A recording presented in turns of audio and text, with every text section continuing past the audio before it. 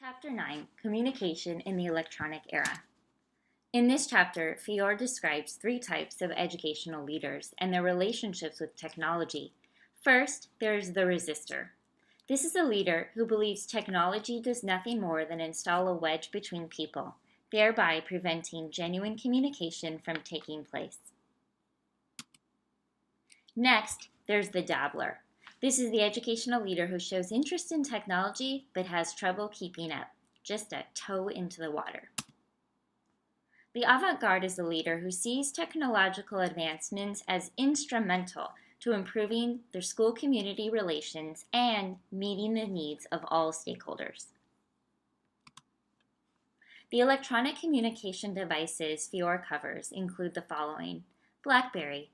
This is a line of mobile email devices and services from Research in Motion, or RIM. Bluetooth. This is a short-range radio technology aimed at simplifying communications among Internet devices and between devices and the Internet.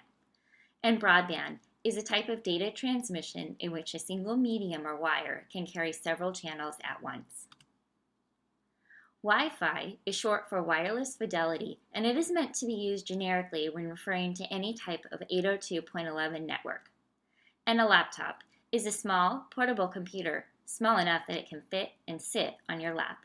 These computers are also called notebook computers, although technically laptops are smaller than notebooks.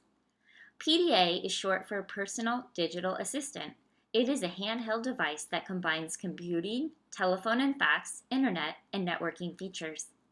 Finally, a router is a device that forwards data packets along networks. A router is connected to at least two networks, commonly two LANs or WANs, or LAN and its ISP's network.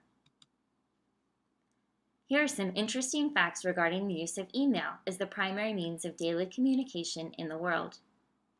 According to Pew Internet and American Life Project data, 90% of U.S. Internet users have gone online and sent or read an email. The same source suggests that 57% do this as part of a typical day. There were an estimated 1.4 billion email users in 2009. This is expected to rise to 1.9 billion by 2013. Remember, Fiore's book was last published in 2011. In 2009, 247 billion emails were sent each day. That was one email every 0.0000035 seconds. In the time it takes to read just one sentence, 20 million emails entered cyberspace. Every second, the world's email users produce messages equivalent in size to over 16,000 copies of the complete works of Shakespeare. Here are some tips, some do's and don'ts for utilizing email internally and externally. Utilizing email internally has positive and budgetary implications. The ability of email can serve as a means for addressing an individual or a group of individuals.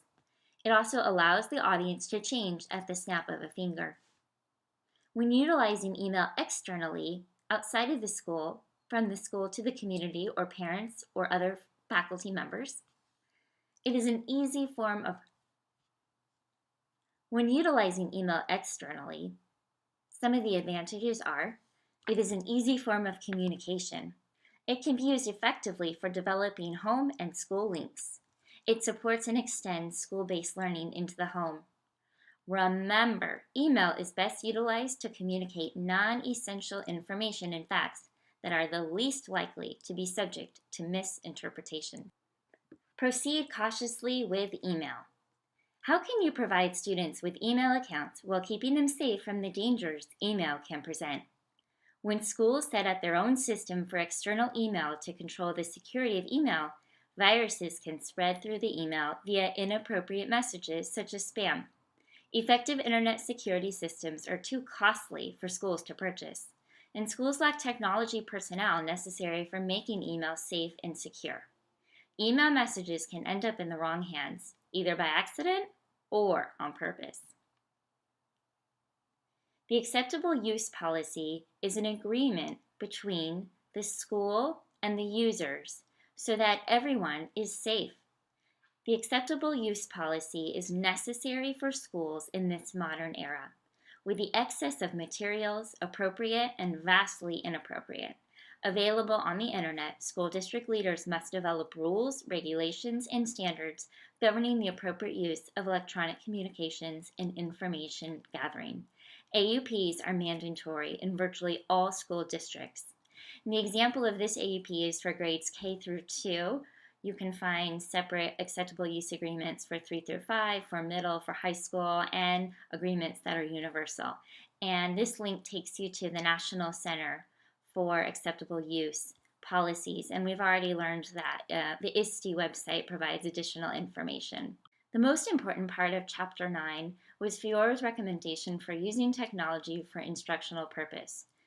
The emphasis of the book is on community relations, but Fiore does make the point that technology has an important part of instruction. And two ways that Fiore suggests we use technology in our teaching include distance learning and a smartboard. Distance learning is technology that allows instructors to teach lessons to students who are not present in the room. So we've learned a lot about collaborative or interactive classes where students are both on-site and they participate in coursework off campus. And this kind of distance learning program is increasingly popular. The smartboard, many of us have a smartboard in our own classrooms. This is the evolution of the whiteboard, and it is technologically interactive. And the smartboard helps instructors to integrate digital information into teaching, presenting, and brainstorming. It also enables instructors to write notes, insert diagrams, and link to websites. And those of us who have used smartboards can attest to their benefits. Finally, I wanted to emphasize that we are using technology as a means by which we can improve our instruction and ultimately affect student achievement. So I liked this graphic. Kids do what with technology? We would hope that we would go beyond these wrong answers. So yes, children learn to make prezzies, start blogs, create wordles, design flashcards, produce videos, but hopefully through the work on these types of activities, the students are raising awareness, starting conversations, finding answers to their questions, joining partners, changing minds, making a difference, taking action, and driving change. And again, technology is the tool, not a learning outcome. And Fiore's 2011 edition gives us a starting point to further that conversation here in 2016. Douglas Fiore's chapters on email are informative, but I'm now going to provide you with some updated information on the same topic. Blackberries, PDAs, and laptops are not commonly used terms anymore when it comes to discussing devices in schools. Instead, students and teachers are using smartphones, which are small devices with the same operating system as a computer, Chromebooks, which are laptops produced by Google, and tablets that are mobile computers with a touchscreen display. Additionally, Apple makes some products that are used in schools, including MacBooks, which are compact laptops with a mobile operating system, and iPads that are tablets produced exclusively by Apple. These devices tend to be more expensive than smartphones, tablets, or Chromebooks, but can have some more advanced features. There are also new programs in schools that integrate technology into the curriculum. One program that is becoming more and more common is having one-to-one devices for all students in schools. One-to-one refers to the ratio of devices to students, so each student would have their own device. Fiore discussed some good information when it comes to email, but he warns that teachers should be careful with how much they use email. Things have changed since the book was published, and now email is very commonly used by not only teachers but students as well. All school sites have email for staff, and it is the primary way that information is communicated. My school district, Cajon Valley Union School District, has Google Apps for Education, and all students and staff have an email account. There are advantages and disadvantages to this. The advantages tend to outweigh the disadvantages, though. Some advantages are that students and teachers can easily share and collaborate on projects and assignments, and it also allows for open communication between teachers and students outside school hours. Some of the disadvantages include the fact that students can take advantage of certain applications, such as the video and chat app for Google called Hangouts. Additionally, emails could be a disadvantage because in our district, students have access to the entire district database of teachers and students' emails, so they can email anyone as long as they know their name. Here is an example of an email between myself and a student outside school hours that shows how email could be advantageous for students to have. You can see the student asks me for a few sample problems for the upcoming quiz, and I respond giving her a few problems. A little while later, the student emailed me back with her answers, and I was able to give her feedback on her work.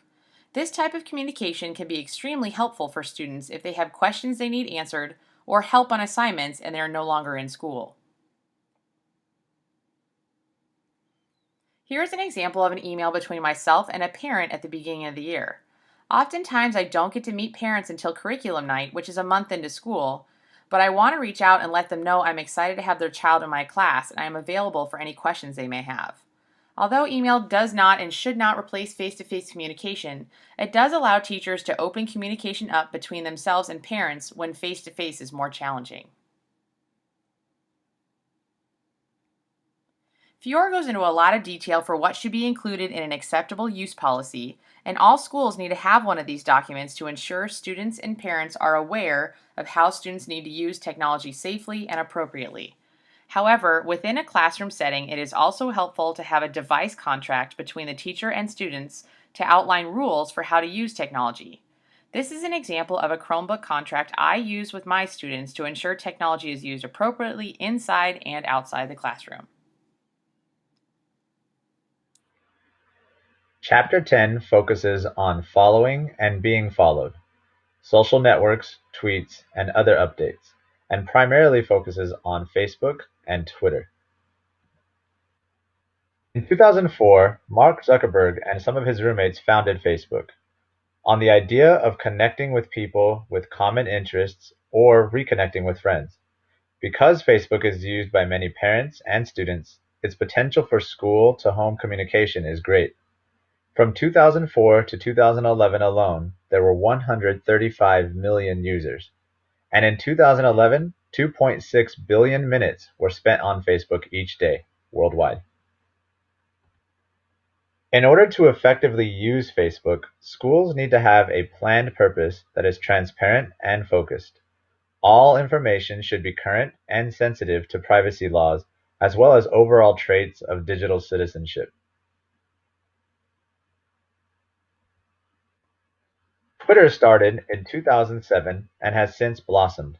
Many Twitter users enjoy the brevity that is forced by the 140-character limit, as it allows for rapid exchanges of information between collectives, which are identified by handles and hashtags. Twitter, like Facebook, allows for true collectives in that users choose where they want to belong and learn. Specifically, with schools communicating to parents, Twitter should be used in moderation. Tweets need to be professional and direct, as they are an extended representation of the school's culture and reputation. Twitter may also be used to build community with prescribed hashtags.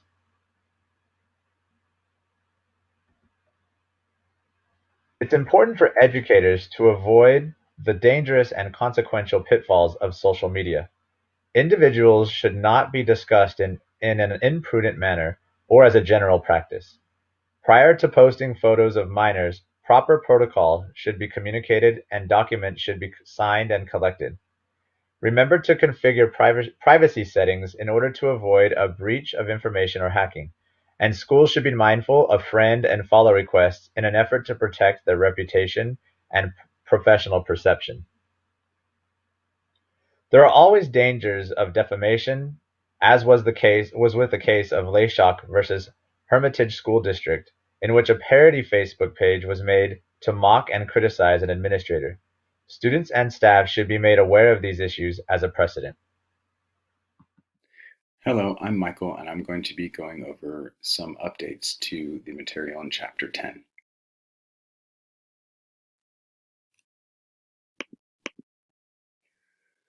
Schools are a microcosm of society. Social media is very prevalent in society as a whole, and therefore it is being accepted into many facets of school life and activities. Stakeholders at all levels are engaging in social media-based communication. For teachers especially, social media has been an enabling force. From sharing best practices to engaging each other, administrators, and parents in Twitter chats, social media has created anytime, anywhere access to communication. Twitter chats are especially helpful for teachers as we are able to engage educators in other parts of the country and in some cases other parts of the world to really delve into what works well, what doesn't work, and share ideas about education. On the left, you see a picture of a Twitter chat that I participated in. You'll see A2 and A1.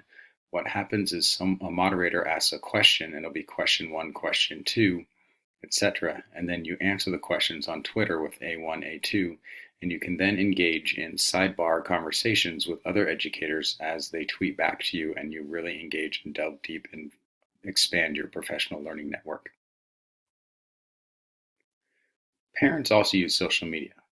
In my district, it is mainly used by the quote average parent to share images and ask questions about school events for each other. It's almost like a very big message board for the school that they created and used. The PTAs also leverage the power of social media to advertise fundraisers, sports events, and other PTA business. What makes me really happy is that school administrators are really embracing social media for communication with teachers, parents, students, and the community at large. Board meeting reminders are tweeted out, and minutes are sent to the community via social media. In this example on the screen on the right, you see the high school reminding students of the requirements to attend prom and do other extracurricular activities. It also reminds them of when minimum days are, school plays. On the left, a principal of an elementary school is thanking parents for the Teacher Appreciation Week luncheon that they threw. Thank you very much for listening to me inform you about some of the updates to Chapter 10, and I hope you have a super fantastic day. Thank you.